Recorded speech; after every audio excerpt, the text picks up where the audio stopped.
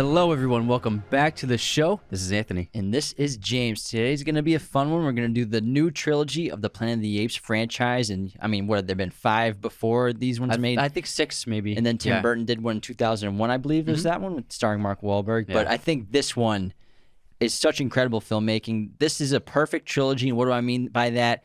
Each film and its sequel is either superior, better, or equal to its predecessor. And so there are very few trilogies that do that. I'm talking like Lord of the Rings trilogy does that.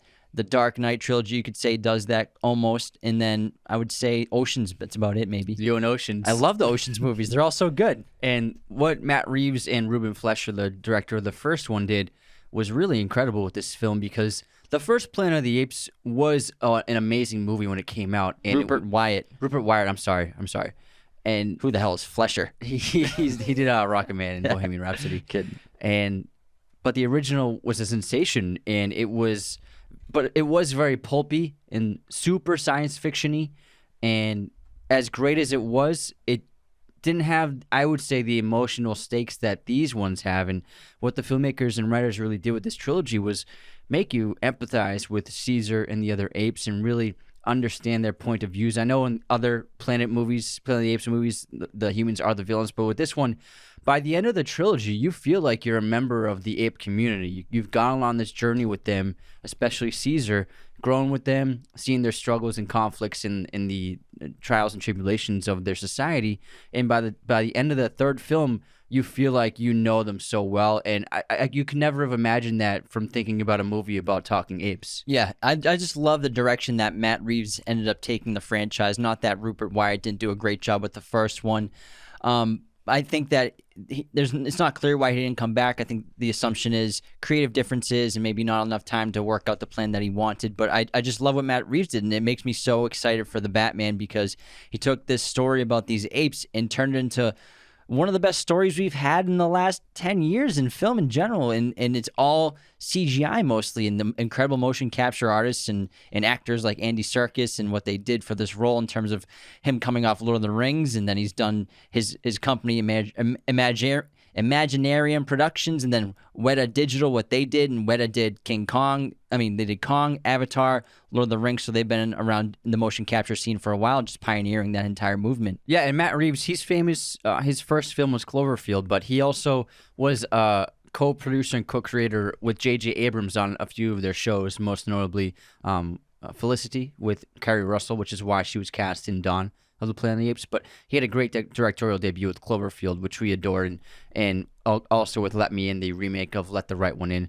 And he did, I agree, I think that he improved the trajectory of the franchise, and the storytelling became much more mature. And I really like the direction he took it in. And also, like you mentioned with Andy Serkis, these 3 movies, they only work because of Andy Serkis and the amazing actor that he is. I think that he is undoubtedly one of the most talented actors alive, without question. And a lot of people over the last few years have become they've recognized him and understand what he's done in terms of his acting. But also there are a lot of people who don't know him by name or recognize him by his face because I believe he's done 12. No, not 12. I think he's done 8 or 9 motion capture roles in the past 12 years. So he's done a lot of acting where he gets covered up by CGI. But I think nowadays, after these films especially, and seeing behind the scenes and how they were promoting him to be a contender for Best Actor in a leading role, I think people understood how important he was to the movie, to making the CGI work, and also how talented he is as an actor. And before we continue, if you want to support Raiders of the Lost podcast, the best thing that you can do is share us with your family and friends and become a patron at patreon.com/Raiders of the Lost podcast. Patrons get perks like personalized videos. We send you a message. You get to see our upcoming podcast schedule. Top tier patrons get a monthly shout out on the podcast to be immortalized forever. And the best perk of all is every single patron has access to our bonus content and bonus episodes, which post every Tuesday. Head on over to our website, RaidersOfTheLostPodcast.com, to check out all of our sources of content, our merch, our custom movie posters. Follow, subscribe, hit the notification bells wherever you're listening and tuning in around the world. And thank you so much. And staying on mocap and motion capture and what Andy Serkis did, So this company, Weta Digital, they were pretty much in charge of this. And again, they've done everything from Marvel, King Kong, DC movies. They're responsible for Thanos, de-aging Gemini Man with Will Smith. And so what they would do is they would film the scenes normally with the actors on set, or whether they're on a soundstage, especially in the first one. We're picking up audio, video, plus the actors would be in their motion capture suits with all the facial dots and recognition, plus some scenes they would have the camera mounted onto the headset as well. But also they would have around the set several motion capture reference cameras recording as well to pick up all the movements of the actors so that they could generate ape characters out of that. And so, but the most important camera I would say is the mocap camera on the high-speed helmet mount camera, which is in front of the actor's face, not in every shot, but it's in front of their face to really capture the exact facial movements and timing of these actors. And because, you're trying to combine an ape, a chimpanzee, a gorilla, an orangutan with a human. And, apes obviously have different muscle structures and muscles than human beings in our faces. So it's kind of like trying to create the perfect blend where it seems natural and it looks like an ape, but also you're bringing the incredible emotions that human beings can express through facial expressions. And also by the second and third films, what the Weta artists were doing were originally Caesar had a strictly chimpanzee-esque look to him, but by the second film, made his face look a little bit more like Andy Serkis, and they applied his natural facial features to what they had already done to make it feel like that's Andy Serkis communicating to us on screen. You can definitely tell, you're right. It looks more like Andy Serkis in the last two. Especially by the third one. The first two, the CGI is amazing, but the third movie, it is really astounding what they did with the CGI, and especially the fur. Fur has always been the most complicated thing to do digitally with CGI hair or fur. That's why when solely for Monsters, Inc., when they came out with that movie, that was really revolutionary with what they were able to do by creating solely, because of they have to digitize every single hair. But with this film, it wasn't just hair, but it was textures and soaking wet hair. Like when you see that opening battle scene in the chimpanzees and the gorillas and all the other kinds of apes are soaking wet, and there's snow in this movie as well, just the way that the fur looks.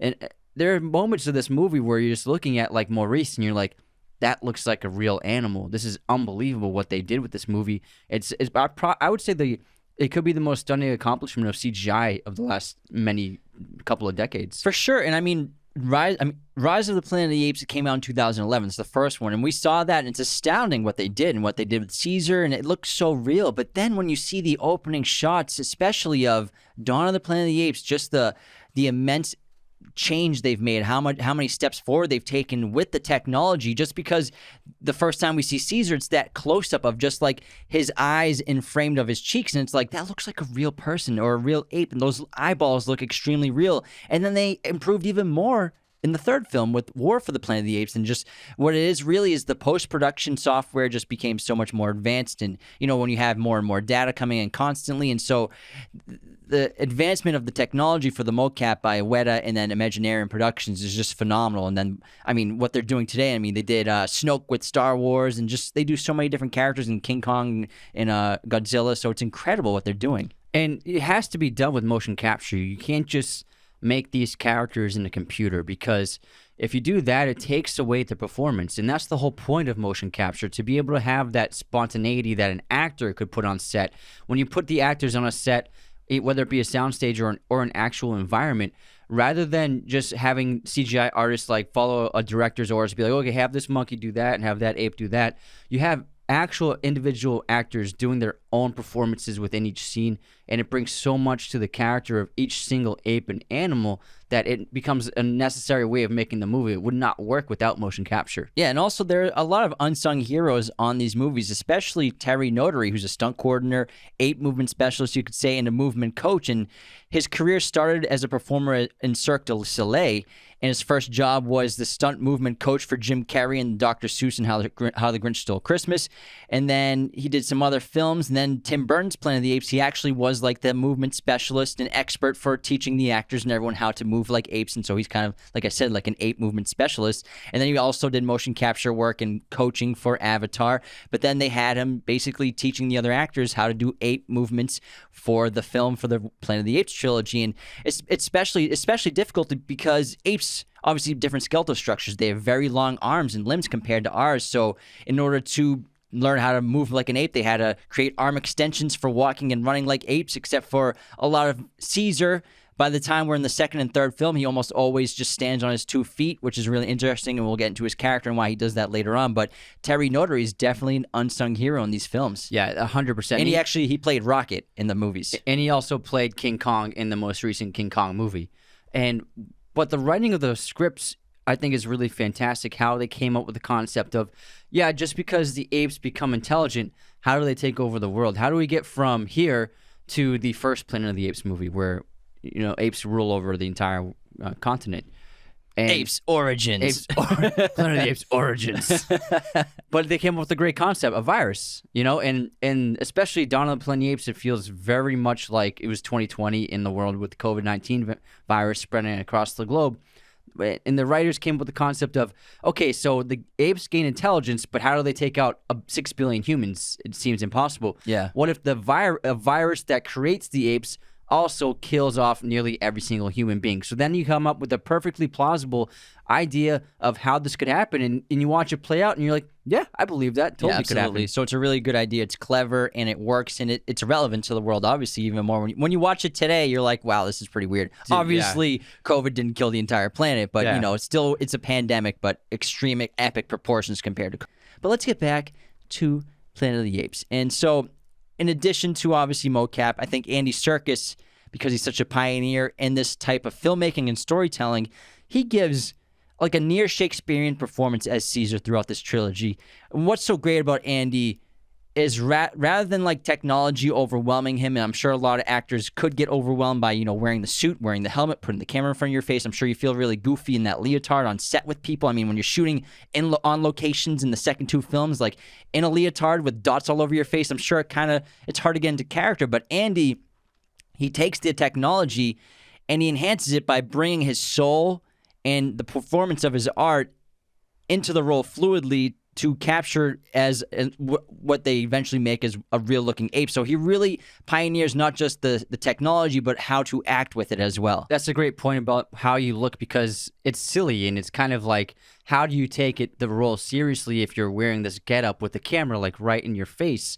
And you read articles and interviews about actors who work on movies with like extravagant wardrobes, and you're like, and they always say like, once I put the wardrobe on, like I pretty much did the acting for me, like Amidala. Yeah, exactly. Like it immersed me in the character because I was wearing their clothes, so that helps so much. Whereas this is the opposite of that. Not only are you just not wearing the character's clothes, but you're wearing an uncomfortable leotard covered in dots with the camera and helmet on top of you, and you still have to give a great performance. So I think it takes a certain level of skill to be able to immerse yourself in the moments that Andy Serkis can. Yeah, and I think what he does on set is he makes other actors understand and realize that, it's all about eyes. It's just keep eye contact. We're using our imaginations in general when we're acting and making films, because it's all about imagination. It's all an illusion. It's all fake. It's all, created a story that is impossible to actually happen, so we have to just use our imaginations and move past it. And, Andy Serkis as Caesar, easily his best role. I mean, Gollum is probably the most iconic because that character is just so interesting and complex and ridiculous. But Caesar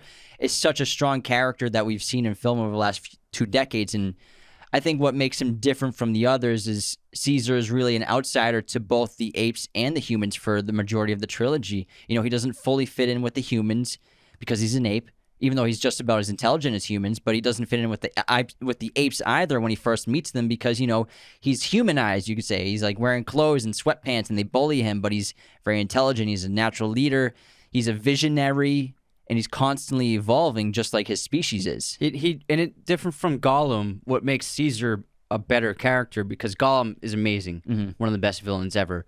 But he doesn't transform at all. He doesn't change. He's what's called a flat character. He almost changes, but his dual personality, it's like he's almost on that cliff. Yeah, he never goes over the edge, though. But for the whole part, he just remains the same, constant. Whereas Caesar, he transforms through every film.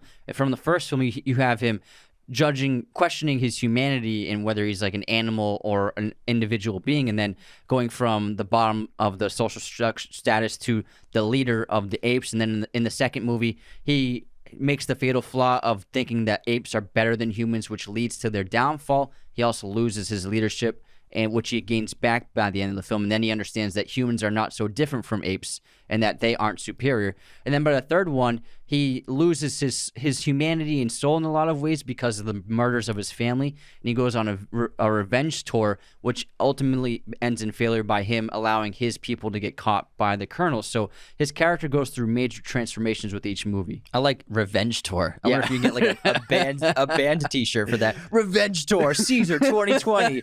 We're coming to your town next. But Caesar is so interesting because, of course, he has this intelligence, but throughout the course of the trilogy, he seems to become, I wouldn't say more human, but he's like using more human characteristics where, you know, he starts with sign language when he's talking to Will in the first film. Then he's speaking with sign language with like Maurice at first. And the other apes learn sign language through them too. And he speaks a little bit, but I mean, he doesn't say his first line until the end of the first film. He does say no in the first film before that. But then in Dawn of the Planet of the Apes and then War for the Planet of the Apes, he eventually only moves and transitions to speaking only, even when talking to the rest of the apes when they sign to him. So it's a really interesting characteristic. And also, besides only speaking, he only stands on his 2 feet, pretty much. Yeah, I think that's a development of his intelligence in terms of the speaking, also learning how to vocalize because they aren't humans. So it's probably much more difficult for him to say words. And then also standing upright because he was raised by humans, which sets him apart, like you said, from the other apes. And then other apes also speak a lot. You could say Koba speaks a ton because he is clearly very intelligent as well. So I think it depends on the intelligence level of apes. And also I think Maurice, not being less intelligent, but I think maybe Maurice, that kind of orangutan, maybe it's difficult for them to vocalize. The thing with that, so when you watch the trilogy, the apes who speak are the apes who have spent the most time with human beings. So Maurice knew sign language. He was taught that by humans. Koba knows how to speak because he spent more time with the humans than anybody because he was tortured by them for so long. But Maurice only says a couple of words throughout the entire trilogy. But true, but he doesn't spend a ton of time with humans. Yeah. I'm talking vocalizing, though. No, I know. It might depend on the physicality. But then we can talk about Winter, where Winter, he becomes a donkey for the human beings, so he spends a lot of time with human beings. That's why he's able to speak as well eventually later on. So I view it as the more that the apes speak or converse with human beings, they're more acclimated to speaking and learn how to speak. Yeah, possibly. Especially the apes Koba, and then War for the Planet of the Apes, the apes that kind of work for the humans, they seem to be able to talk, especially the one that gets captured, he can speak as well. And I think that's because he's integrated with humans. Yeah, and I think that maybe most people aren't aware of how dangerous the idea of hyper-intelligent ape or chimpanzee is because of how strong they are.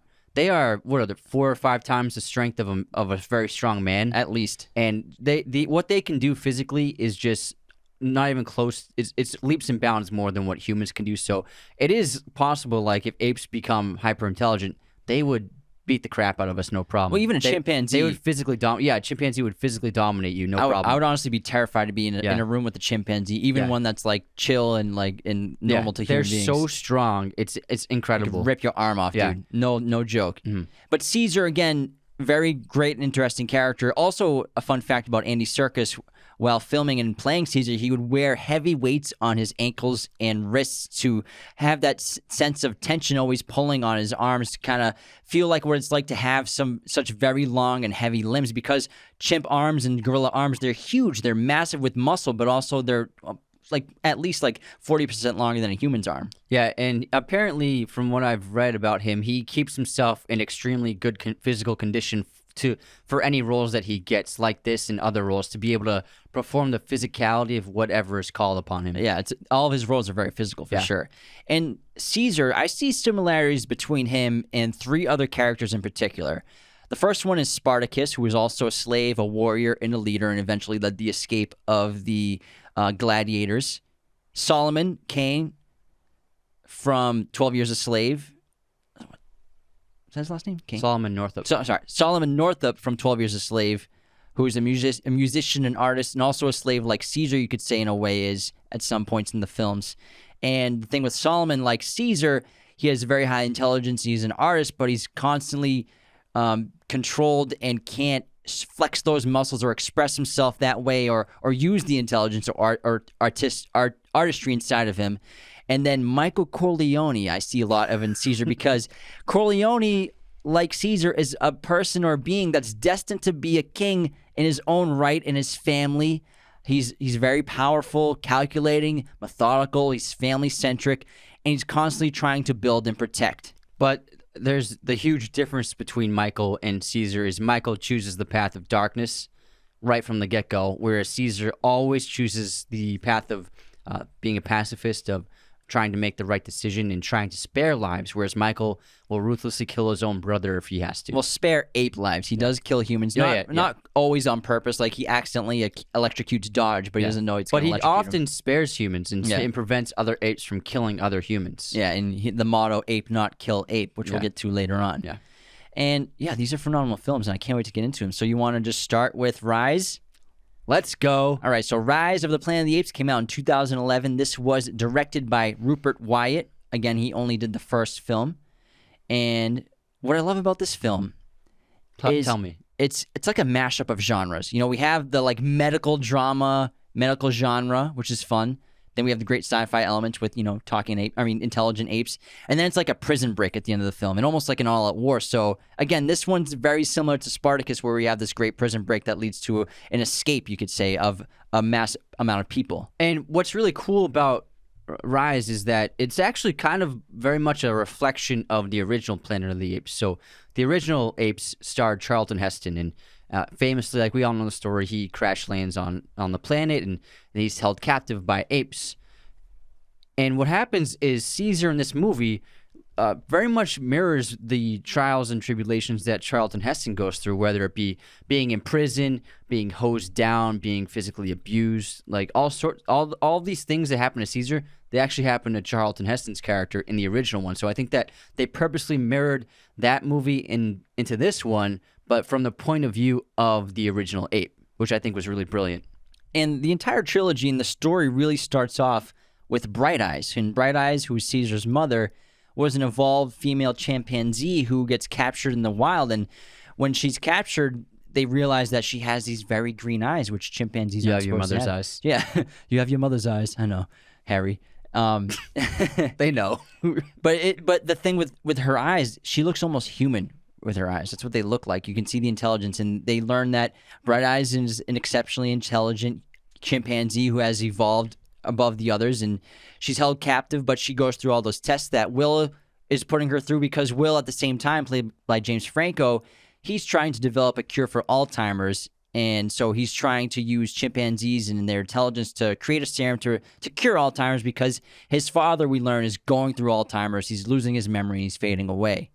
I thought it was a great way of getting James Franco's character Will into the story, because he's driven by, a really emotional need to find this cure, and you're behind him because he's trying to save his father's life and also the lives of millions of people every year. And so you're definitely behind the idea of trying to come up with the serum, even if it means, doing testing on animals. Ultimately, it's a necessary evil to solve this horrible crisis in humanity. So you definitely get behind his character for sure. And you really love, I think this is one of James Franco's best roles, honestly. Yeah, and Genesis is the corporation where Will works, and that conducts all these kinds of experiments and tests on monkeys and chimpanzees. And I mean, Bright Eyes is just labeled chimp number 9 at first, before given the drugs, before she's given ALZ 1112 for the first time, which increases her mental capabilities. But soon, Bright Eyes kind of accidentally escapes her enclosure when she's trying to be lured out by those other scientists, and at the same time, Will's giving his presentation, and unfortunately, she barges in.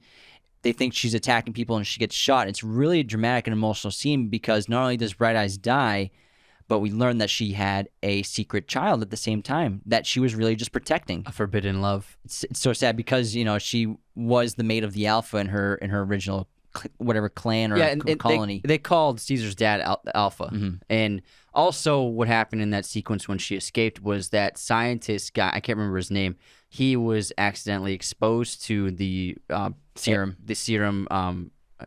through the air, because he didn't have his mask on. I know, right? That's crazy. Fauci would have been like, you didn't have your mask. You need to have your mask when you're experimenting on chimpanzees. You should really have your mask and social distance when you experiment on chimpanzees. Man, that hurts my throat. That was good, Fauci. Excuse me. This movie's so relevant. But Will takes Caesar in. Well, he names him Caesar after his father comes up with the idea, but what's really beautiful about this movie, and it informs Caesar as a character for the rest of the movies, is really this relationship with Will as a surrogate father, and how they grow, and how Will teaches him, and he creates a home for Caesar in this place, and it's a really, really endearing moment of the film, and I really adore it. And you can understand, like I said, it informs Caesar how he treats humans in the other films, why other apes don't really understand why Caesar views humans not as horrible beings, and like he said, he calls Malcolm a good man, just like just like Will was. So he was a good man, like you. He understands that unlike most of the intelligent apes later on in the films who view humans as enemies only, he understands that there are bad humans, but then there are also a lot of good humans who are just like the apes. Just trying to do the right thing. And you could say this adolescent phase of Caesar has its ups and downs. It's very cute to see him like in a sweater and just running around and you can tell that he's highly intelligent. He's even probably more intelligent than his mother was, because he was the offspring of that chimp who had the serum herself. And so he's just has boosted intelligence compared to even her. And, we get the fast forwards to 3 years later when Will's father is getting worse.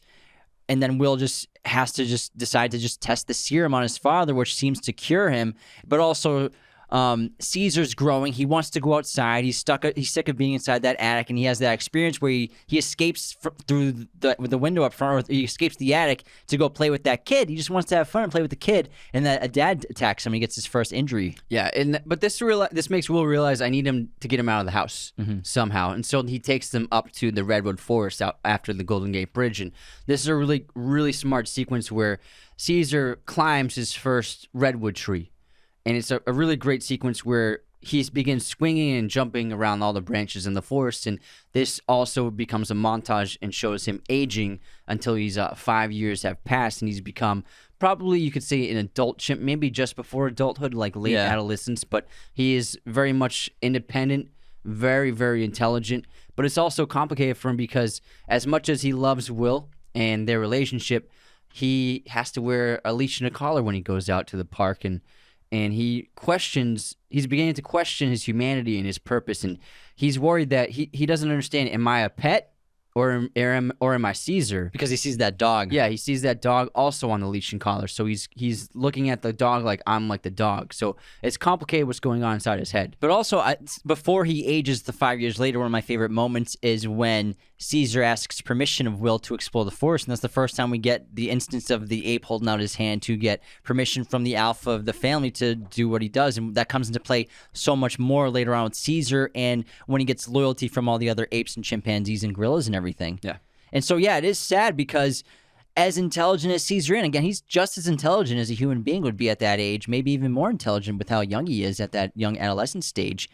Am I an equal to you? Are you? I know you say I know you say you're my father, Will, but who am I really? And then he takes Caesar to the lab to show him where his mother died. He tells him the truth, and it's an emotional moment for Caesar because his world's kind of shattered when he learns about he just came out of a lab, really.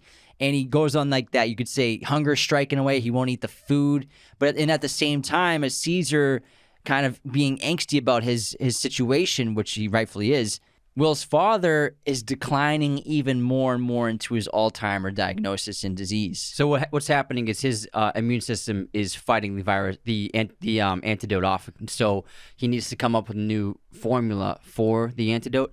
But what happens is anyone who's dealt with someone who has Alzheimer's, it's very difficult. And John Lithgow's character, very confused, gets into someone else's car and crashes in and causes a disturbance, and then the neighbor starts attacking him and yelling at him, and then Caesar, thinking that he's in trouble, attacks the neighbor and bites his finger off. I think that this is a hallmark to Gollum biting off Frodo's finger. I think they threw that in as a calling card to that because Andy Serkis played both characters. My precious.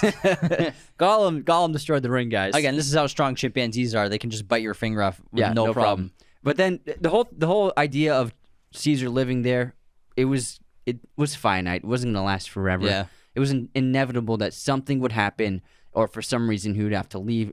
And unfortunately, it happened under dire circumstances, and legally, Will is forced to bring him to that ape shelter. And this is the moment in the trilogy where the POV, instead of being on Will, it shifts to Caesar now. We're basically following him as the main character, where you could say Will was the main character up until this point in the first film. Definitely. And Caesar's POV at first is really sad. He's in this facility where he's actually excited to be in there at first because it's really cool. It looks cool. It's got a playground, but then he's abandoned by Will there.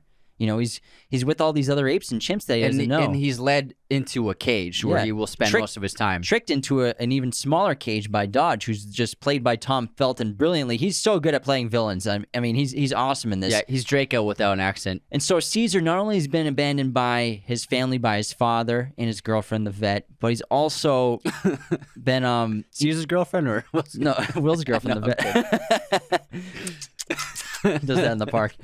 But Caesar's also, being bullied by the other apes, and I think it's Rocket, or is it Rocket or Ash? I can't remember, who is like the alpha of the group, and he rips off Caesar's shirt and bullies him, and Caesar's kind of afraid of everyone at first, and he tries to shake their hands, and then Rocket's like, yo, bro, we don't do that here. I don't know what you're doing. What are you, a human? Get out of here. This is it's the way that ape culture is. There is a hierarchy, and the most dominant ape is the leader, and they really do that hand gesture of showing dominance to the alpha male. And it's a difficult situation because Caesar doesn't know that. He doesn't know what the culture is like. He only knows human culture. And so, but luckily, because of his intelligence, he figures out a way of gaining the advantage of freeing himself from the prison, from the cages, but then also aiding the other apes, especially the big gorilla, to become allies with him. So he understands, he uses his mind, if I make an ally out of the gigantic ape, I can take over as the alpha male because he'll off my back. I'm with that guy. Yeah. You see that 6-foot guy that's 700 pounds? Yeah. That's my dude. That's me. But and also interestingly, Caesar, when he's down in his dumps before he becomes alpha, he communicates with Maurice through sign language through the cages, which is really a sweet moment for him because they have that laugh and Caesar gets a moment of joy. But again, it's his intelligence that leads him to become the alpha. It leads him to outsmart all of his captors. And at the same time, this is when Koba is being tested out even more with the serum, and he writes Jacob with the writing the doctor's name. But also, this is again where the scientist gets infected and starts to spread what will become the literally simian. Sneezes blood on his neighbor. What kind of That's scientist horrible. doesn't have his mask? You must have your mask if you're doing ape tests. You have to have your mask on and keep socially distanced from apes at all times. But also, he's not even letting anyone know that he's sick. Like, come on, bro. Yeah, a scientist sneezing blood on some guy's face. I'll be fine. I'll be fine. It's nothing. It's allergies. But this is also where we're learning about Koba and how horribly he's been treated by human beings, which will become a flaw of his and just something that he'll never be able to overcome throughout the course of the films, where he can never, ever forgive human beings for what they've done to him. And I don't blame him, honestly. Yeah, he went through turmoil for years under torture. And also, Caesar uses his intelligence to break out of the shelter and understanding that it's more important to save his kind now, to free these other apes, because this is essentially his family, not humans. That's a great point, because he becomes alpha and now he wants to lead an escape. And this is also the same time where Will comes back and bribes the caretaker with money to get Caesar out. And Caesar won't go with Will. He's like, no, homie. I'm staying here with my dogs. These are my dudes. Because he wants to Rough Riders. He's going to stay there and help them escape because they're his family now, and he's understanding that. Yeah, and so he steals the serum from Will, and then he unleashes it upon the other apes. And just like him, the next morning, their eyes turn green. So they have adapted this hyper intelligence. I love when the caretaker looks in and they're all standing and just listening to Caesar, and he's like, "What the hell is going on in there?" Brian Cox too. Yeah, he's great. But he's so ignorant. He's like, "I get that's kind of weird, but I don't know. It's just a bunch of apes." Yeah, I mean, what would you say? You wouldn't think that they're actually communicating. And before Will comes back, I think one of the most emotional parts of the film is when Caesar erases the window that he drew with chalk on the wall. It's a really powerful moment because he the first time he draws that chalk window, it's to comfort himself, and he wants to feel at home. He wants to feel like he's in his room and puts his face and rests against that chalk. But then, after being abandoned by Will for so long, he scrubs it away. And that's really, I think, the moment where he realized, I'm not human. That's not my father. He was the father figure, but I'm an ape. Yeah, and that symbol will actually come into play in the sequel. We'll talk about that in a little bit. Super cool. But anyways, they escape, and you have just apes rampaging across the city. But I really love the shot. They're in a nice suburban neighborhood, and there are these really big trees along the street, and there are kids like riding their bikes, or something kids do, and then they see, and then something kids do. Then all of a sudden, like in the distance, hundreds and thousands of leaves are just scattering off the trees, and then you see the apes are moving through from tree to tree through the neighborhood. Such an amazing moment. I love it. Yeah, it's pretty wild. I think one of the best moments in the film also is when they're escaping and Caesar takes out Dodge, because Dodge is just such a evil, despicable character. He's constantly tricking Caesar, tormenting him. He gives him that gruel to eat. He's just so mean to him, and he uses the fire hose on him, and then Caesar turns it on him and he electrocutes him, which is pretty awesome. He got his comeuppance. It's very redeeming. Yeah. And then there's that epic battle on the Golden Gate Bridge. Yeah. It's a great conclusion, and it's an all-out war at this point. And what's great is we have like the giant gorilla sacrifices himself to save Caesar, because I think they all realize that Caesar's the leader, so they have to try to take him out. Yeah, they're devoted to him. He freed them, not only their bodies but their minds. You know what I mean? They understand that he gave them the intelligence. He is Morpheus. Yeah, I was about to say he's like Morpheus. You've been unplugged. I can't tell you what it is. I have to show. Or no, I unplug you. No one can be told what the Matrix is. They have to be shown. Something like that. Yeah. How about that Matrix Resurrections? Oh, man. We'll talk about that some other time this week. Oh, yeah. But, Rise ends with Will tracking down Caesar in the woods. And but first we get a hint at Koba, his future as the villain, where he murders the head of the medical facility. Yeah. But you think at the moment it's like, oh, he deserved that, but you don't realize he that enjoyed it. He enjoyed the hell out of it, like a sociopath, you could say. And he even tries to kill Will, but Caesar saves him at first.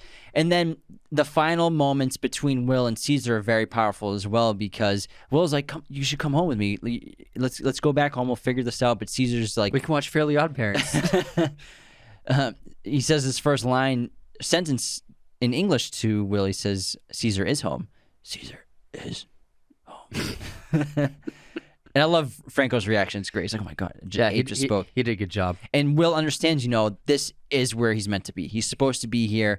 And he even kind of asks Will for permission again. He looks at him and waits for Will to nod at him to go on and continue his path as leader of the apes. Yeah, Will is still his alpha and still his father. You know what I mean? And then the movie ends first with Caesar looking off into the distance at the city while he's in the forest, and then also the spreading of the virus is the end credits, which is a great way to end the movie, where they show all the flight. It's a pilot ends up being the one who's sick.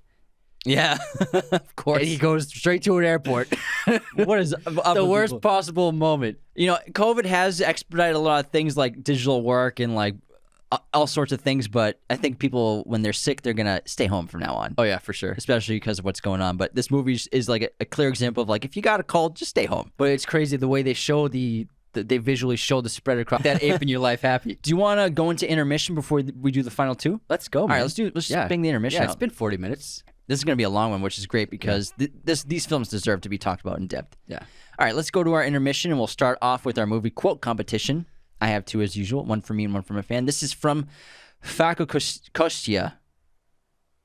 You are, I'm the devil, and I'm here to do the devil's bidding. Nah, I was dumber than that. Once upon a time in Hollywood. Yes. That was great. And then this is another one. I seek means to fight injustice, to turn fear against those who prey on the fearful. Bruce Wayne and Batman Begins. Yes, sir. That's a good one because it's not like a popular one. Yeah. From the movie. All right, here's mine. God, I'd give anything for a drink. I'd give my goddamn soul just for a glass of beer. Oh, I just did this last episode. The Shining. Yeah. Jack Torrance. Yeah. At the bar. All right. What's your movie release year? Oh, actually, it's not a movie. I picked a TV show. Oh, here we go. What year did Dexter premiere? 2006. Yeah, nice. Please, I watched that from the first episode.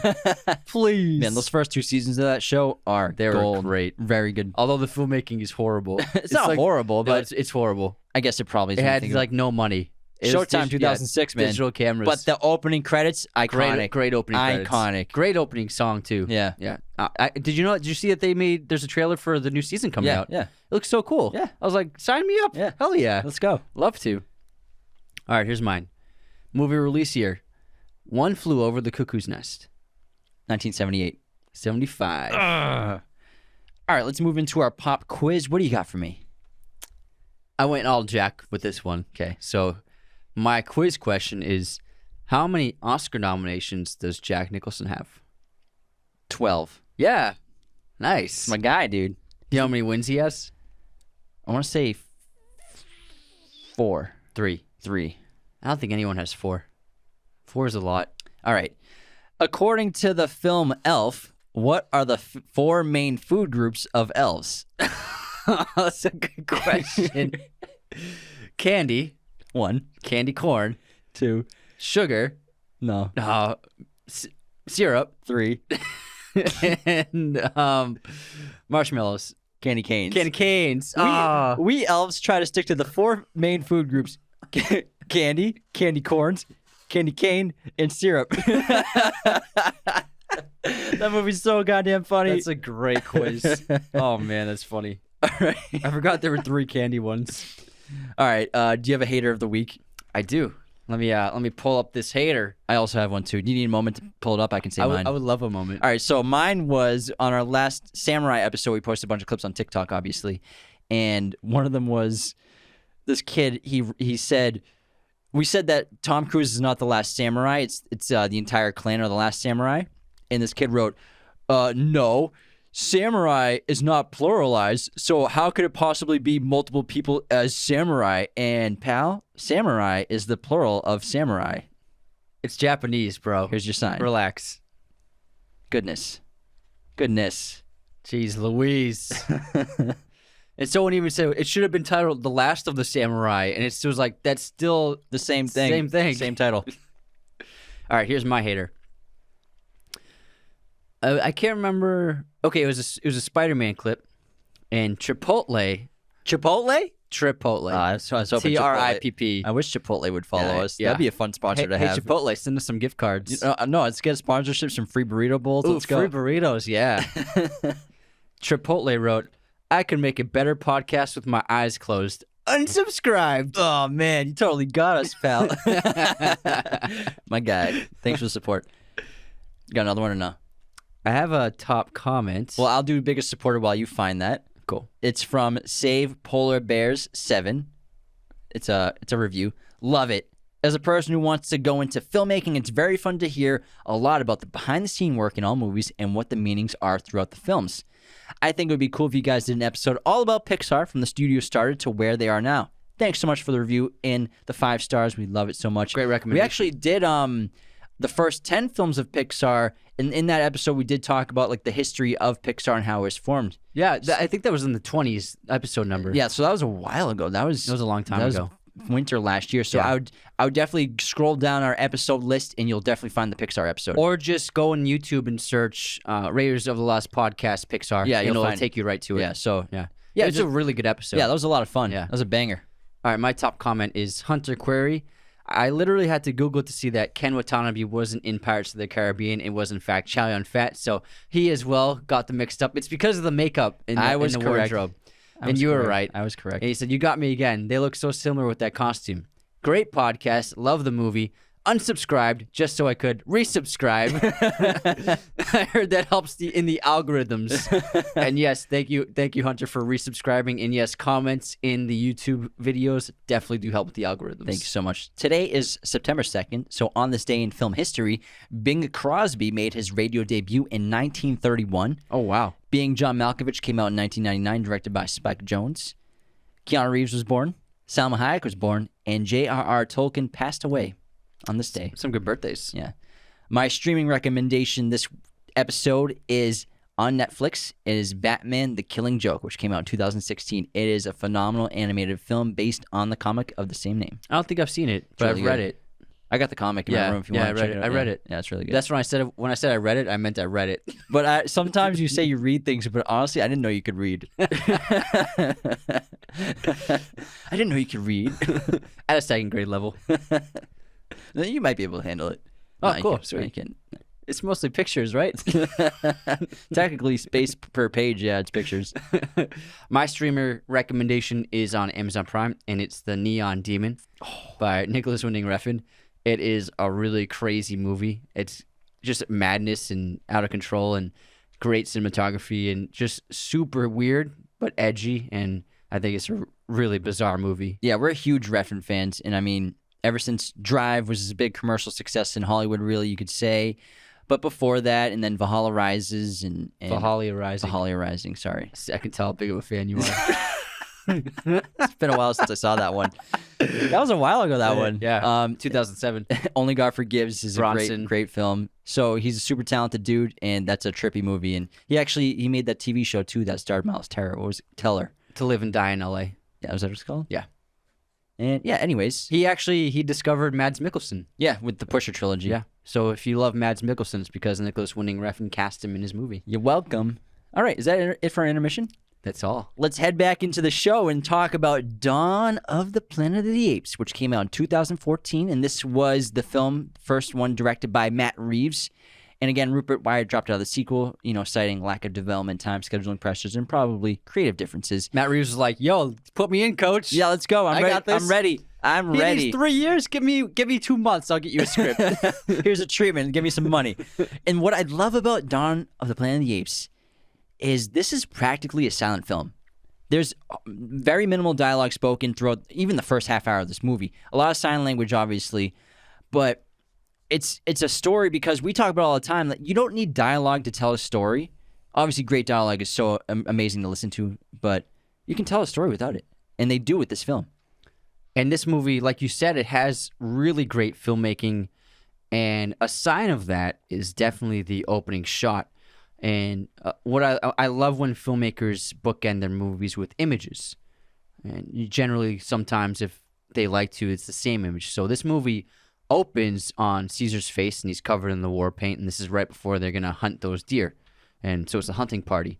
And then so it starts on a close-up on his eyes, and then the camera pulls out, and we see that there are a bunch of other apes in the trees with him waiting on his command. That's the opening shot. And then the movie ends with a zoom in on Caesar's eyes, when after he has gained leadership of the apes again, and the building has been destroyed, and the apes are going to leave the city, the camera pushes in from a wide shot into Caesar's eyes, and it ends on a close-up of his eyes. So Matt Reeves bookended the movie with the same images, but they have different meanings, and also the world has changed from one image to the other image. We love a bookend. Gone Girl's another great example of a bookend with Exactly. a close-up of face.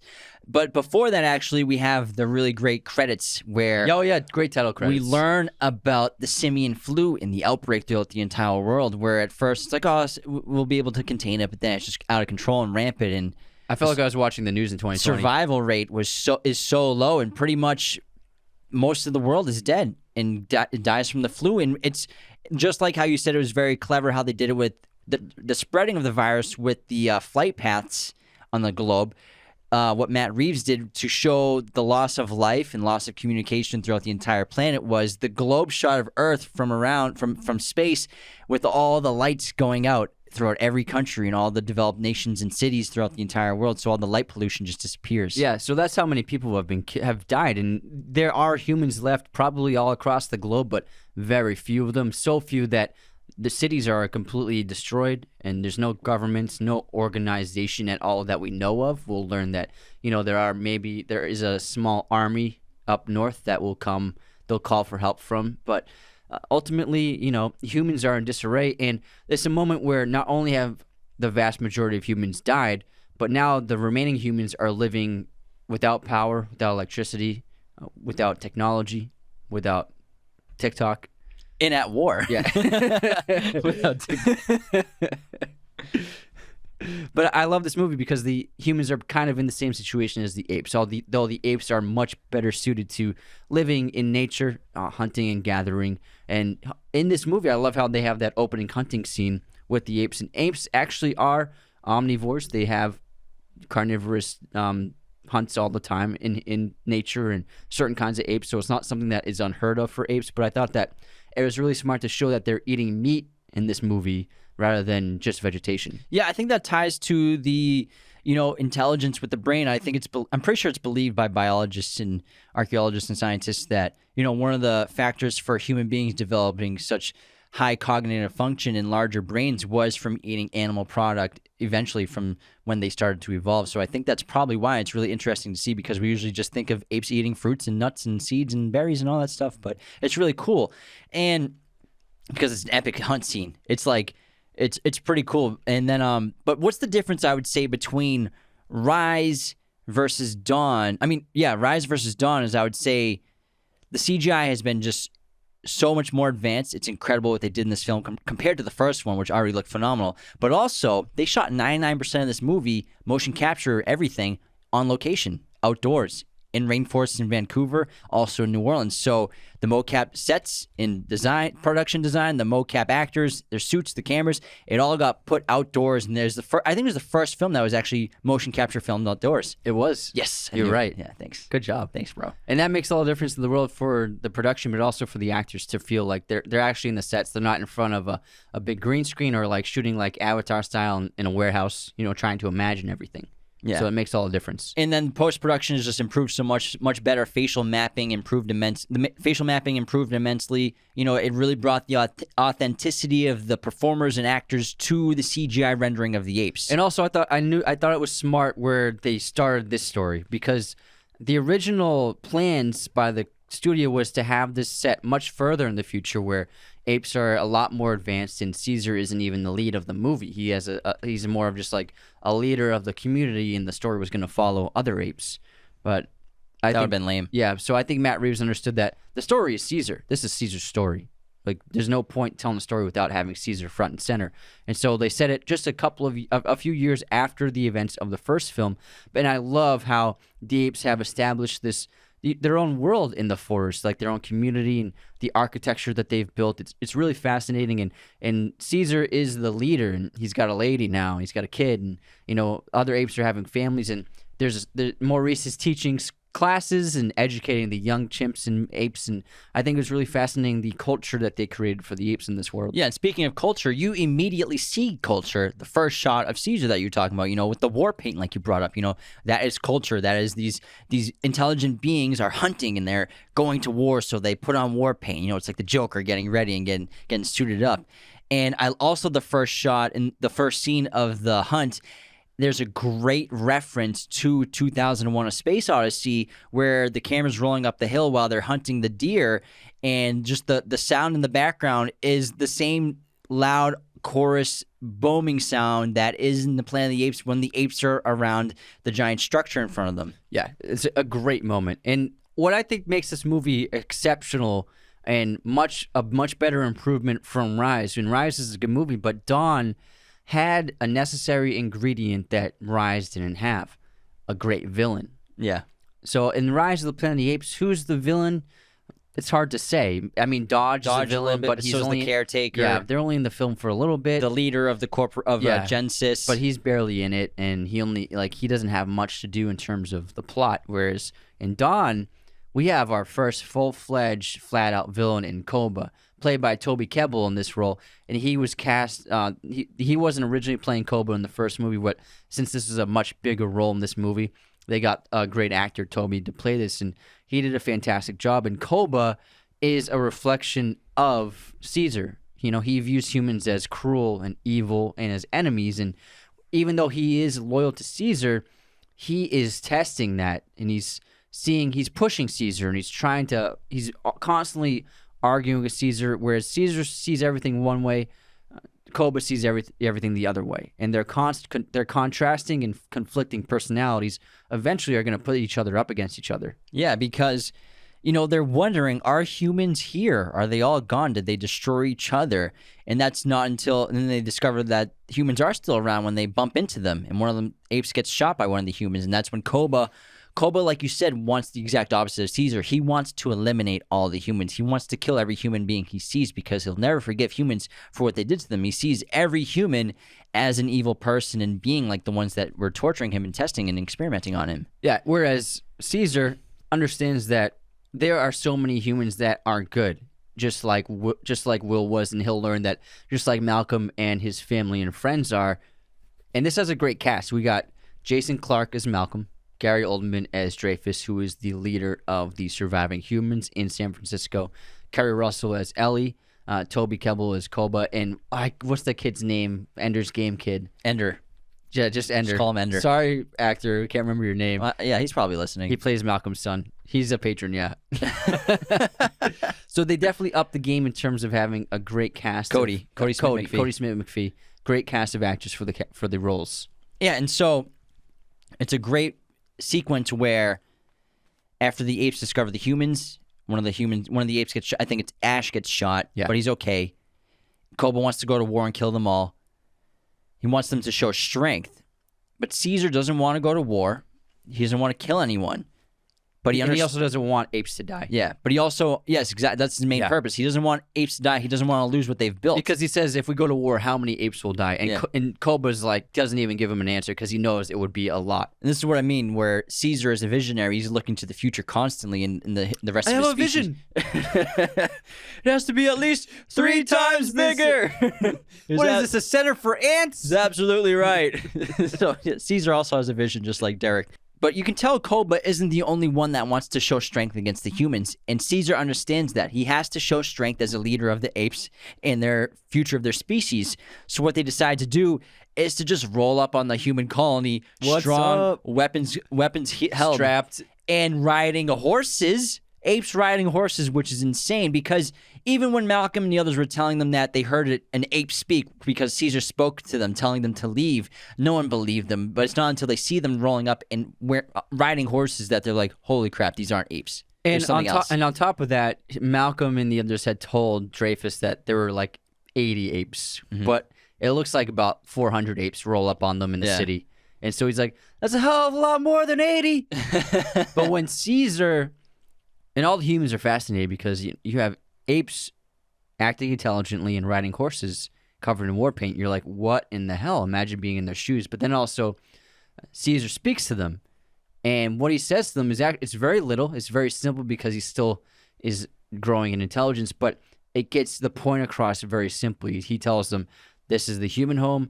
This is our home. Stay out of it. We don't want to go to war. And that's it. That's all he has to say. Apes do not want war. Yeah.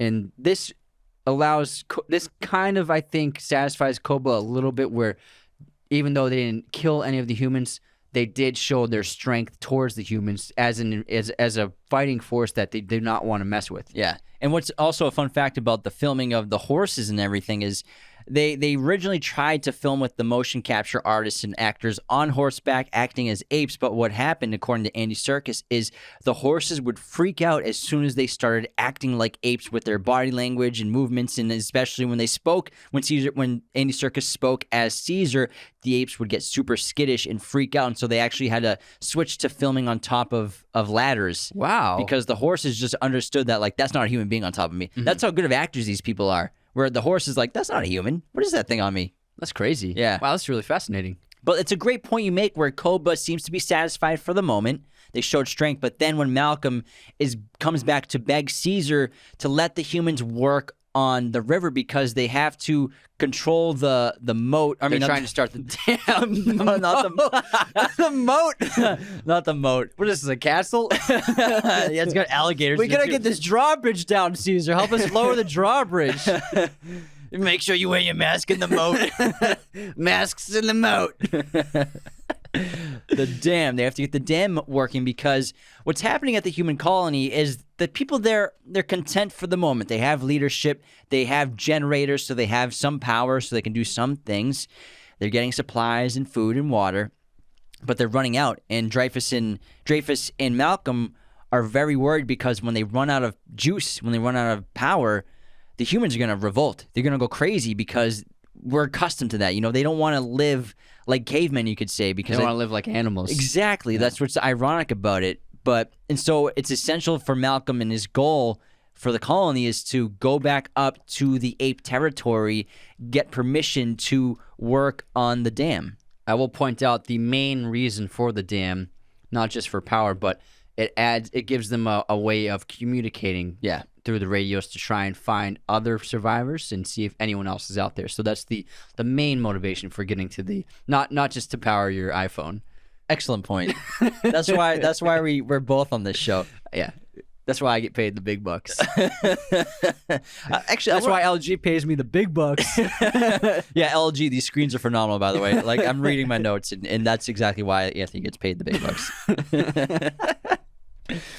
But it's pretty great because Caesar gives Malcolm permission, because you can tell that Caesar sees Will in Malcolm. You know, he sees his father figure there. He sees it's a good man. He's respectful in many ways, and he's putting his life on the line for his family and his colony, just like Caesar does every day. However, this makes Koba go crazy. He can't believe that Caesar's letting humans come back into their community. But it's also the right move strategically, because what Koba doesn't understand is that if they go out to war, most of them will die, and there's possible that they'll lose. But what his strategy is actually the right move, where he's like, the humans want this. If we don't voluntarily give it to them, they're going to take it by force. So let's just give it to them, and they won't bother us anymore. Once they get the dam working, they will be living in the city. They're not going to live in the forest. They don't want the forest. They just want the power. So if we give them the power, they'll be satisfied, and then we can even develop, a relationship between the two cultures of peace.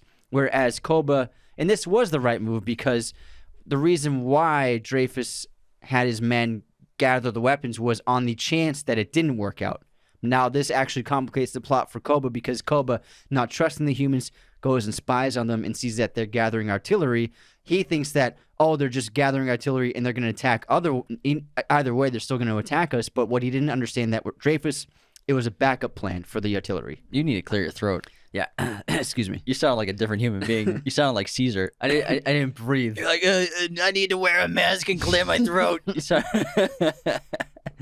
And it's actually great you pointed out, because Dreyfus even does say that, like, all right, we're just going to go up there and take it. We're going to use force. We're going to go up there with our guns. Gives him 3 days. So, yeah, we're going to do it anyway. So, Caesar, I would beg to say that Caesar's more intelligent than the humans at this point in his life, even though when you said that vocally he's not there, his brain still works probably smarter, or as smart as human beings, and he signs just intelligently as we speak. So I think he just doesn't have the full vocal capabilities yet of a human being. He's very wise. He's very intelligent, because he sees what they're going to do anyways. And he is a great leader, but he underestimates Koba, and that's his flaw in this movie, and also the flaw of thinking that apes are better than humans in a lot of ways, and that they are superior, because the reason why he didn't see Koba turning against him, even though Koba is always like arguing with him and conflicting with him, he never even conceived of the idea of Koba attempting to kill him,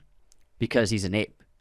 And so he's like, Caesar was thinking, there's no way an ape would kill another ape. That's our law, and we aren't humans. We aren't savages. So he's looking at humans the way humans look at them. Yeah. And that was his major mistake in this movie, of underestimating the flawed humanity within apes, and not seeing that apes can be evil just like humans can be evil. Yeah, and how corrupt Koba is with hate. And again, it's deserved. It's anyone who went through what Koba went through, any being would feel that amount of hate for human beings as well. Almost as much as I hate you.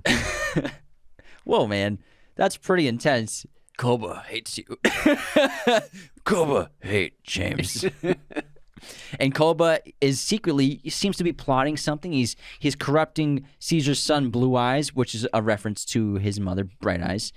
But also at the same time, Malcolm is trying to respectfully work on the dam, and him and his girlfriend, who's a doctor. Ellie. She cures Cornelia, Caesar's wife, who's very sick after giving birth. Yeah, and so humans prove that they're worth to a lot of the apes that see this happen. Whereas Koba, he's invading the human city, where he's seeing that they're gathering the artillery, and even that great sequence where Koba's very intelligent, and he shows that by tricking the humans into killing them and taking their machine guns. Yeah, and so he also tries to kill Caesar, and he tricks all the apes around him that it was humans that did it.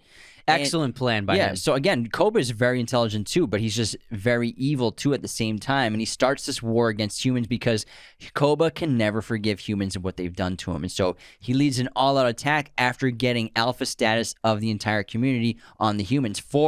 He says to avenge Caesar. Yeah. So he rallies the group behind Caesar's apparent death. Yeah, and I love Blue Eyes in this film because he's just a kid as well, but he looks just like Caesar did in the first film. It's so great what they did with the CGI. And the reason why he's called Blue Eyes, it's not just a reference to his mom, but he was the first ape ever born with blue eyes. And it's a result of the genetics within Caesar. So he's the only ape with blue eyes, which is really fascinating. What's that blue eye genetic fact that you always bring up when someone's talking about blue eyes? Well, did you know that all people with blue eyes are descended from one person that lived in Greece in 12 AD?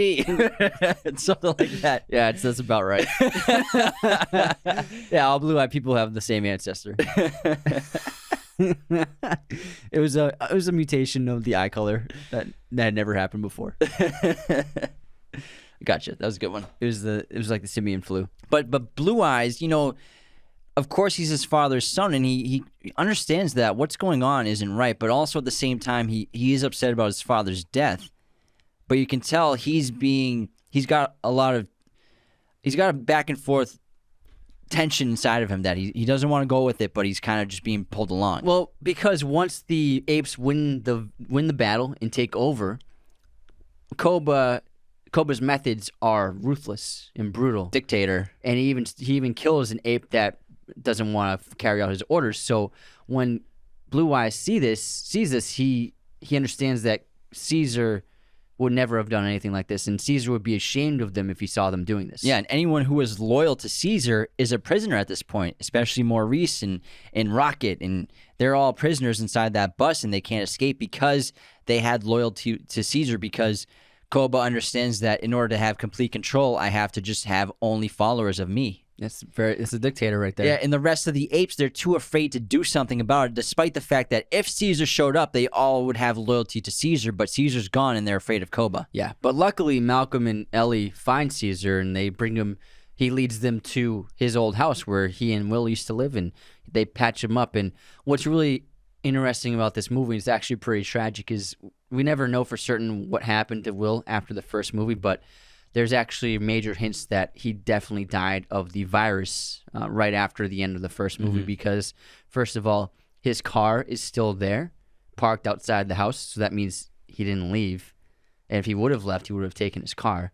And then second of all, on the doorstep, there's a marking, and that marking was used for people who were sick at that time during the pandemic to let people know not to come inside the house. So it seems as though Will was infected with the virus pretty immediately and died. I wonder what happened to his body. I bet you people who died were probably taken away and burned. Yeah, so I bet you he was an early victim of the simian flu because of his close contact with the apes and everything, and the scientists that had it. Yeah, definitely. So, yeah, that's too bad. Franco died. Sorry, Franco. Sucks to suck. But this is where Malcolm and Ellie, they learn why Caesar is the way he is, and he has connection to humanity, and he had a deep connection to a human being who was his surrogate father. A good man like you. You see that, the old photograph of him when he was little, and then we also see the window with the design of the window. You see that in the ape community in a few moments where they actually carved that symbol into stone. So it's become like the symbol of the community. Yeah, and we have the video of that Caesar plays back. It's really touching of them when he was just a child and Will was his father figure. It's very powerful moment for Caesar. It's great. This movie really tugs at your heart, man. Yeah, and this is the point again where Caesar isn't speaking in sign language anymore. He's speaking only, and he admits his mistakes, and his biggest mistake was trusting apes fully and not understanding, like you said, that apes could carry out evil acts like Koba did, and Koba will never be able to get rid of his hate for humans. Yeah, it's like you could say it's like original sin. It's like with intelligence comes the choice to do wrong or the choice to do right. Yeah, but the battle before this part is absolutely insane when Koba leads the attack on the human beings, because you think as they're running up that the humans are going to take them all out with their bullets, but my goodness, there's so many apes and they're on horseback and they have weapons of their own, and Koba's like fearless, crazy leading. It's like Braveheart in a way. He's just like out of his mind, like, we're going to take it out. We're going to take them all down. He even inspires the apes. They seem to be giving up when they see lots of them are getting killed, but then Koba jumps on that horse with the assault rifle. And he's got two rifles. He's like, let's go! It's absolutely insane. And then that inspires the other apes to continue fighting. So he actually is a leader. He has leadership qualities, but he is an evil leader. Yeah, because many of his own kind die tragically. So many apes, so many humans are killed in this sequence before, and then obviously they get control of the colony. Yeah, and also, like, you gotta understand the humans, like, even though they had lots of guns, like, these aren't soldiers. They're just people. You know what I mean? They don't know anything about war. Yeah. But we have a great third act in this film where Caesar's back at the colony and his goal is to stop Koba, and then Malcolm's goal is to now stop Dreyfus and the other humans from blowing the entire tower down and killing every single ape in there. Yeah, and it's a great battle between Koba and Caesar. This is what that makes Dawn, I could say, probably the best one in the franchise, is this good versus evil battle that is just so much fun to see. Yeah, and then once Caesar defeats Koba, he's holding him in the air and about to save him because Koba turns his words against him and says, ape not kill ape. I'm an ape. You can't kill me. We're buds, remember? I'll be fine. But this is a very... We're buds. I'll be fine. It's a tough moment for Caesar because he's the one that created that rule, and it's been so important to their entire community. But if he lets Koba live, Koba will just do the same thing. He jeopardizes the entire species, not just the safety of them, but just the future of their entire species. So the only way to ensure the safety of all of them and their future is to let Koba go and kill him. Great death scene. And he tells him, "You are not ape." Yeah, it's a great line. It's a great line. I love it. But then the building does actually blow up, but it doesn't collapse. Yeah. It just messes up and shakes a little bit. And then Caesar, he gets his loyalty back from everyone. And what's so great about it is it's almost like he's a king. Not just an alpha male of a hierarchical structure in Animal Kingdom, but now he's like a king who's being bowed to by the rest of them, and he walks among them as almost like a godlike figure. It's really fascinating. And then he says goodbye to Malcolm, and, humans and apes are going to be going their separate ways. And we don't see these characters again, but I think that they survive because they're immune to the simian flu. That's why they are still alive. So I think they'll find another place to live. But for the apes, it's onward, and they need to find a new home. Well, until the simian flu changes and mutates in the next film, which we'll get to in a moment after Anthony tells us about some movie poster stuff. Movieposters.com is the #1 place to get your posters online. Use our special promo code Raiders15 off. Again, this is a brand new promo code, not the old one. Raiders15 off to get 15% off your order today. If you love movies, if you love TV shows, if you love Planet of the Apes, there's no better place to show that love than by decking your place out with a Planet of the Apes poster. Movieposters.com has pretty much every movie imaginable in their selection. They have all sorts of sizes, framing, backlighting. They got it all. For all your poster needs, go to movieposters.com and use our promo code Raiders15 off. Now, let's get into the third film of the trilogy, War for the Planet of the Apes. This came out in 2017, and this is an epic film because it's a war movie, again, turned into a massive prison escape. And it's so fun, and I love just the opening fanfare credits, and it's very, very apes themed. And we have this fantastic opening battle of this in the movie where the humans are they're trying to run recon basically on apes, and they attack the apes.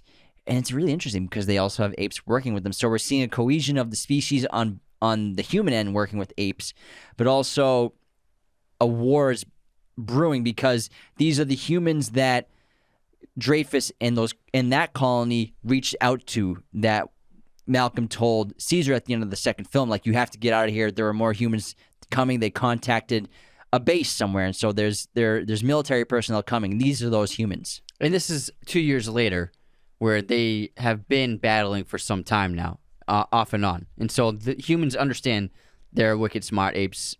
Wicked smart kid. in these woods. And it is an astounding opening sequence. Like I said, the CGI is incredible, and I love the first major shot we get of an ape is of that first donkey, the gorilla. And it's a great shot because there's a soldier communicating that he sees apes in the distance, and then we see behind him the gorilla shows up, and we think, oh man, is the gorilla going to kill him?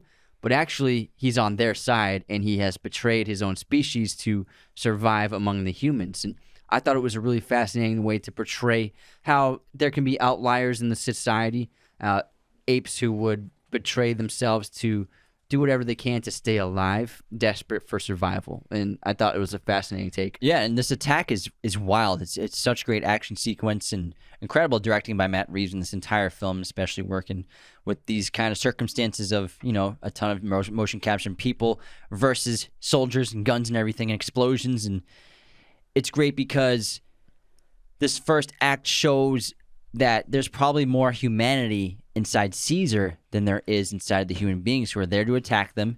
And then Caesar, the apes win the battle because they have more numbers and they're better fortified. And they have the spears. They have the high ground. The spears, man. They take them out with those Let's not spears. forget about the high ground. Don't try it. They throw the smoke. They put the smoke up, and then the arrows. It's really and great spears. tactics. Yeah. First, they take away their sight, and then they just bombard them. It's incredible. But what Caesar does is, even though he knows they're at war, he's trying to end the war. He's trying to show a sign of peace where he spares some of the soldiers and lets them go and frees them to go back to their camp and their base. And he tells them that I did not start this war. And he's basically trying to send a message to the colonel he keeps hearing about in this opposing force of his. And he also tells Maurice that Koba still haunts us. And also, we get a new character, Winter, who, and kind of in Koba's shoes, is unhappy with Caesar's decision and eventually will lead to betraying him later on in the film. But rather than Koba, who does it out of spite and hate, Winter does everything out of fear. Yeah. But I love the scene when the soldiers are being held captive within the bombardment, and then we get a POV where Caesar walking through, and all of the apes are bowing down to us and holding their arms out. A really great shot of showing the power that Caesar has in this community and allowing us to see it through his perspective. And the expansion of their community is incredible, and how much they've grown and progressed as a species and as a community. It's fascinating. Yeah, and also they're working on expanding themselves and finding a home. Like, this is a home, but like they're looking for a place where their society can live in peace indefinitely, and that's what his son Cornelius has been doing. No, it's Blue Eyes. Blue Eyes, sorry. Cornelius is the little guy. Blue Eyes. That's why I'm here to help you. Oh, yeah. It's because of the LG laptop. Yeah, the screen's too big. Blue Eyes has just returned from a long journey where he crossed a desert and found a land where there is water and fresh greenery where they can live peacefully. Yeah. He went with Rocket. Yeah, so their plan eventually is to lead the entire community to that place. Exactly. But also they know that because the humans have been attacking them, there is a finite amount of time. There's a ticking clock, and they should be leaving as soon as possible. But Caesar thinks it's best to wait until they can find a safe passage for all of them to travel, because it's one thing for 2 apes to travel that distance, but for thousands probably to travel that distance is a whole nother matter. Yeah, and just like how Caesar underestimated things that Koba would do, he underestimated what humans would do, because he thought his offering of peace would be reciprocated, at least temporarily. When, I'll spare these people. This is the message. Like, I don't want a war. If I wanted a war, I would kill these people and you would never hear from them again. But he doesn't understand that the colonel is full of hate, and the colonel takes his men and they come on that secret mission, and the colonel himself kills Caesar's family. He kills Blue Eyes and Cornelia, thinking that Blue Eyes is Caesar, because they're only there to kill who they call King Kong. Yeah, it was an assassination attempt on Caesar. Yeah, is what it was. But a great sequence of special ops in these caverns, and then we get the reveal that Woody Harrelson is the big bad. He is the colonel, and he is great in this role. I love Woody when he plays a baddie. He's great. Yeah, he's going to be, and he's the villain in the new Venom movie too, so it's going to be epic. Yeah, he's going to be awesome as Carnage. So he did a fantastic job in this film, because the thing with Woody is he's so charming and so lovable, and everyone loves Woody Harrelson. And so when he plays a villain, he takes those qualities, and it's such an interesting take on someone who could be so cruel and evil, because inside of him he still has that likability, but he's such a cruel man. It's I think the same thing as when Heath did the Joker, because he'd never done a role like that before, because he played many different types of characters, but he was always in the positive light, you could say, those characters. But then to see him as this maniacal evil person is just epic. It's so fun. That's what's best about it. It's a blast to watch Woody Harrelson in this movie. And what's a really cool take on the virus in this movie is the simian flu has evolved, and even though it killed most of the population, there are still humans who remained because they were immune to it. But viruses evolved, and this virus has evolved to affect those surviving humans in an even more negative way by taking their minds away, by turning them into primitive beings. And the first sign of this is that human beings lose their speech. They lose their ability to speak, and then eventually they lose their ability to really think and cognitively function. And then they become very animalistic and primitive. And so the virus is reversing the roles in It made primitive apes intelligent, and now it's turning intelligent humans primitive. Yeah, so this is Caesar begins to learn this when he goes on that vendetta mission. He goes on Revenge Tour number 3. Revenge Tour, Revenge Tour 2017. Let's go, because he becomes like Koba in a lot of ways. Because after his family is murdered by the Colonel, even though Cornelius has survived, he has all the other apes embark on their journey to find their new home, but he decides to go on a solo revenge tour and play at sold-out shows everywhere to find Winter, to take him out, but then to also find the Colonel and take him out. So that's on that mission. Obviously, Maurice and Rocket come to join him. On that mission, they learn that this is happening to humans when the humans kill their own kind. They find the humans that have been shot dead, except for one of them's living, but the one that's living can't speak. So Caesar's trying to understand what's happening to these humans. Yeah, and Caesar in this movie, again, going through a major transformation where he, because of the loss of his wife and his son, he's so filled with hate, and he wants nothing but vengeance, and he wants to kill the Colonel. And he wants it so badly that he abandoned his own people. Yeah. It's not something a leader should do. And even when they find that little girl in that little abandoned town after they kill their father, the father, pulled a gun on them first. Caesar doesn't want to take the little girl with them, even though the Caesar before probably would have found shelter for the girl and taken care of her. Yeah. But Caesar has lost his respect for humanity. Yeah, he doesn't respect humans anymore. He lost his positive light for them. He even glares at her when they're riding on horseback. He's like glaring at her. But Maurice can never leave the child, so he takes the child with him. But the child, this girl, she has suffered from this loss of speech, and she probably will inevitably lose her mind at some point. Yeah, it's really incredible writing, and then they encounter that small base where they find Winter, and he's a donkey. He's basically doing whatever the humans tell him to do. And Matt Reeves came up with the idea of calling them donkeys because it's a reference to King Kong. It's a reference to Donkey Kong, the video game. Oh yeah, and also because they're pack animals that are carrying supplies. But mostly because of Donkey Kong. Yeah, and I think that's an animal that human beings usually call unintelligent too. Mm-hmm. So I think that's just another dig against apes in general. Yeah, exactly. But again, Winter betrayed the apes out of fear. He didn't do this because he wanted to. He did it because he was so afraid of the human beings that I'd rather, if they promised I would be spared in this war if I go and work for them and betray them and give up Caesar and our location to the humans.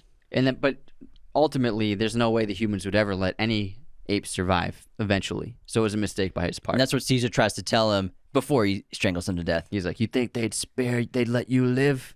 And then they run into that other ape, the other chimpanzee, bad ape, who steals their horse. But then they find him, and he's actually a chimpanzee from a zoo, and he's actually very intelligent, but he can speak a little bit.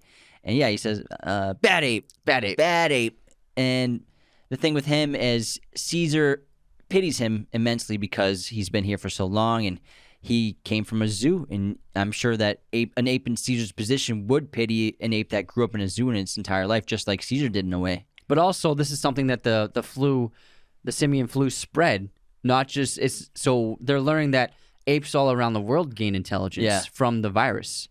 It's just how it's negatively affecting humans, it's positively affecting all apes. And actually, this was an idea that Matt Reeves and Andy Serkis did not come up with. They were asked questions on press junkets, and someone asked them, what happens to other apes in this world? Did other apes get intelligent from the virus? And then Andy Serkis was like, yo, Matt Reeves, listen to this idea. He's probably like, yeah, they do get intelligent. Great question. You'll find out more. And so after that, they explored that idea in this movie. Yeah, it's a great take, because why not make it like that? It'd make more sense to have the entire world of all these apes becoming more intelligent, because now we're having basically a replacement of species of apes replacing humans fully throughout the entire planet, not just this community. Yeah. But ultimately, Caesar made a grave mistake when he realizes that when he finds the military base with the colonel, he discovers that all of his kind have been enslaved and kidnapped and are being held hostage. And they're working for the humans by building a wall day in and day out, carrying rocks and sticks and building this fort for some reason which Caesar doesn't know yet. And so because of his own mistake and his own error, his arrogance and his greed for revenge, he led his people to ruin. And then he is captured himself, and he's put in his own secluded prison cell, and the colonel knows exactly who he is. And it's really interesting because the morning routine of the soldiers at this camp base, they act like apes themselves. The colonel is shaving his head, and he watches all his men and women and soldiers just scream at him war cries, like you could say apes in a way, or animalistic. It kind of is a great mirror to the apes that are surrounding them in their cages. Great point. Thanks, pal. Excellent point. That's what I do. But That's also, where I get the big bucks.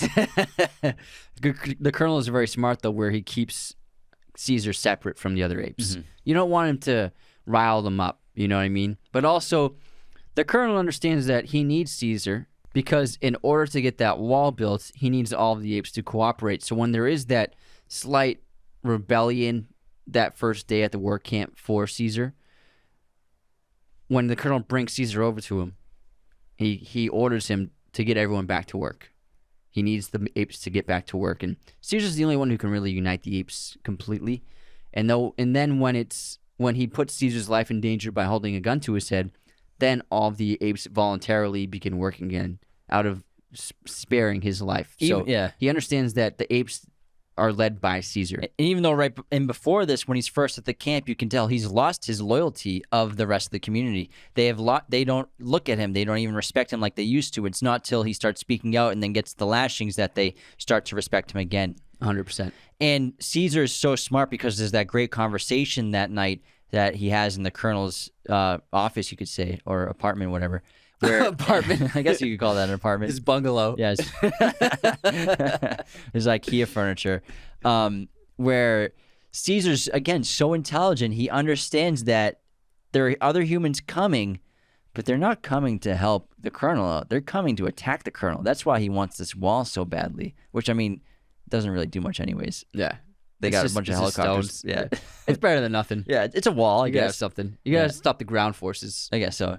But yeah, because again, and you can tell the colonel, he understands this species of ape is gonna take him over at some point. You know, he understands. He tells him, like, you're smart as hell, you're strong as hell. If it wasn't for us having guns, basically, that you'd be in control of this entire planet by now. He basically says it's inevitable that the apes will eventually take over for sure. But also, we learned that the colonel is driven by trying to save humanity, what's left of humanity, because he understands how horrible this virus is, because his own son suffered at the hand of the virus, and he himself killed his son when he stopped speaking, and like he's ordered the killings of his own men when they stopped speaking. And so he's driven by the idea of, I'm trying to preserve humanity. And so you can kind of understand what he's going for. And not just humanity. In a way, he reminds me of Hans Landa, where the colonel, he's fascinated and obsessed with history. You know, he names off many different generals and leaders of armies and wars, and he's either comparing Caesar to them or himself. I think it's kind of hard to tell. It could go both ways. He compares rivals. Yeah. So he compares generals who went to war with each other, implying that they are two generals going to war with each other. And he thinks he's probably the most important general, you could say, to exist in humanity, because all of human history, everything human beings have accomplished, it has led to this moment between Caesar and the Colonel. It's crazy. It's like the end of the world in terms of humanity. And that's why it's called War for the Planet of the Apes, not of the Planet of the Apes. It's because it's now their planet. For it. Yeah, they're battling for the planet. Understood. Yeah. Thank you for explaining that. Well, I just want to, again, it's the big bucks. We're on the same page. Yeah, we're seldom are we, but we are now. But then, thanks to the help of Maurice and Bad Ape and the little girl and Caesar, And Rocket, they're able to figure out a way of escape. And it's really the lightest part of the movie, a fun sequence, especially anything with Bad Ape in it, who's played by Steve Zahn, super funny. And they figure out a way of tunneling out all of the apes, and it's a great sequence. Caesar frees the little kids, the little baby apes, and it's so touching when he gets to hug Cornelius. Yeah. Oh man, when he hugged him, I was like, oh my god, it warms my heart so much. Oh man. But they managed to get all of the apes out just as the human attack is coming onto the area, and so humans were properly distracted. They didn't see all of the apes suddenly disappear out that hole. Mm-hmm. And again, it's a great prison escape movie now because they figured out how to they've discovered those tunnels underneath the ground, and they're leading the apes out through the adult ape sanctuary, the adult ape cage, where they have to get the children, the baby apes. I like when they're all from above climbing ground across the rope. Yeah, so that's the problem with the plan. They have to, because they flood one of them by accident, they have to figure out how to get the child apes, but they have to do that above ground, which they successfully do with those wires. Yeah, super cute. It is super adorable. Little chimps are super cute. And the battle when the humans do show up, it is pretty incredible, especially when the helicopters attack the base. And what's happening is Caesar and a lot of the apes, they haven't fully gotten out of the area yet, and so they're still in danger. And also Caesar, he's going for the Colonel. He still wants to kill him, even though the apes are free. He even says, I haven't been able to escape my hate, like Koba was never able to escape his hate. So he still hasn't fully transformed by this part of the movie yet. Yeah, so he tells Maurice, I am like Koba. Yeah, so he goes for the Colonel, but then he discovers that the Colonel, because he grabbed the little stuffed animal that the little girl left in his cage, he contracted the virus from her. And so he can't speak anymore. Yeah. And it's a great moment because Caesar, all he's wanted to do this entire film is kill the Colonel. And now he has the moment. The Colonel is blackout drunk. He's incapacitated. He can barely move. He can't speak. He wants to die. He's begging Caesar to just shoot him in the head. So it's a perfect opportunity. But Caesar puts the gun down and decides not to kill him. Again, this is what's causing him to have more humanity than the humans. Yeah. And then the Colonel kills himself, and then Caesar escapes, and then there's a really intense moment where just as Caesar, he sees that his people are being gunned down by these machine guns on top of turrets, and so then he sees the big oil tank nearby, so he wants to blow up the oil tank with a bunch of grenades, but then Caesar gets shot by the crossbow, and then he's literally about to die, but then the donkey gorilla turns around and blows up that guy, showing that when he saw Caesar running towards that gas tank, towards that oil tank, risking his life to save the other apes, that changed that gorilla donkey. And watching the other apes get gunned down. Yeah. Because Caesar had been trying to turn him every time they had an interaction because, he's like, there's an ape still inside of you, unless it's all gone, but you're still one of us, but you're going to have to, he's trying to get him to recognize who he really is and who he should be fighting for. Yeah. And it's a great moment when he does finally blow up that oil tank, and it's such a great explosion. I love it. But I love the escape because they get away clean at first, and Caesar eventually becomes like a Moses-like character. But before that happens, this army comes and they've won the base, and it's like a huge army of like tens of thousands of dudes with guns and all that. Dudes and gals. They're wearing the Inception winter soldier gear. Inception collection. Yeah. Winter Fortress collection. And but then they create an avalanche, and obviously because you could say this avalanche is like the determining factor of what species is going to survive. Because it seems like this is the last of humanity. Yeah. And this is the last of these intelligent apes. And so here comes the avalanche. Who's going to survive? The apes who climb up the trees. But then what a terrible way to die for all these human beings. The end of humanity from an avalanche. Oh my gosh, it's terrible. Awful. But It's then also kind of funny. But the apes survive, but now it's their task to find their new home. And again, Caesar becomes a Moses-like character, and he leads his people to safety, to basically, you could say, a paradise or an oasis. And Caesar is held on long enough to do that before he eventually dies. Yeah, and he'll become, just like in the original Planet of the Apes movies, he'll become like a godlike figure to them in later generations. You know, he'll always be like, Caesar led us to this place. Yeah. Caesar took care of us. Caesar was our leader. Absolutely. Yeah. It's a phenomenal movie. It's hard to pick which film is better. I mean, I think the first one's probably the weakest. Rise is the weakest. Not that it's not a bad movie, but I think I agree with you that Dawn is such a phenomenal story that I think it's the best of the three. And also I think that Dawn has better pacing. There are slow bits of war, but Dawn just is fantastic plot. I think more interesting things happen Yeah. in Dawn versus War. Yeah. Not that War is not an epic film. War has some great moments. Yeah, I mean, some of the best moments are in War. Yeah, there's still plenty of stuff we didn't even get to. Yeah, but I would say like the middle part of War, pretty slow compared to Dawn. But overall, it's a perfect trilogy. I love it. And I've missed also Born is a perfect trilogy. Born's a perfect. Oh yeah, Born is a perfect. I forgot to trilogy. mention that one earlier. But yeah, that's the end of the third film, and so I mean, that's all I got on the War for the Planet of the Apes. How about we do some trivia? Let's do it. All right, let's start with trivia for for Rise. Andy Serkis based his Caesar behavior on a chimpanzee named Oliver for the balance of behaving like a civilized chimp. His red shirt and black pants, his appearance, and his ability to sign well are based on another chimpanzee named Nim Chimpsky. This movie is the first installment of the franchise to feature another great ape species besides chimpanzees, gorillas, and orangutans. Koba, the scarred lab ape, and some apes at Genesis and Sanctuary are bonobos. This species was assumed until very recently to be a subspecies of chimp, explaining its absence in previous films.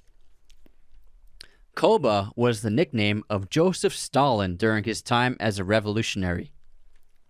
Caesar's speaking voice was produced by sound designer Chuck Michael, who mixed the sounds of a fully grown male chimp's vocalizations recorded at Chimp Haven with Andy Serkis' voice. Dawn of the Planet of the Apes is the first time in the franchise that shows chimps as omnivores. They hunted a herd of elk in the beginning of the film and can later be seen eating the elk. This is accurate since chimpanzees in reality hunt and eat other animals. Some are deer-like animals. Rise of the Planet of the Apes is the second film in which Andy Serkis played an ape, having previously portrayed the title character in King Kong. He was also the motion capture actor for Gollum in The Hobbit and the Lord of the Rings film franchises, where he bit another character's hand. His ape character Caesar bites the neighbor fingers in this role too. Weta Workshop worked on all of these movies.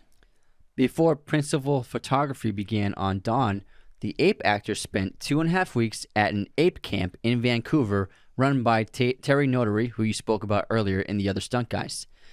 Matt Reeves pointed out that the apes in Rise and Dawn don't wear clothing.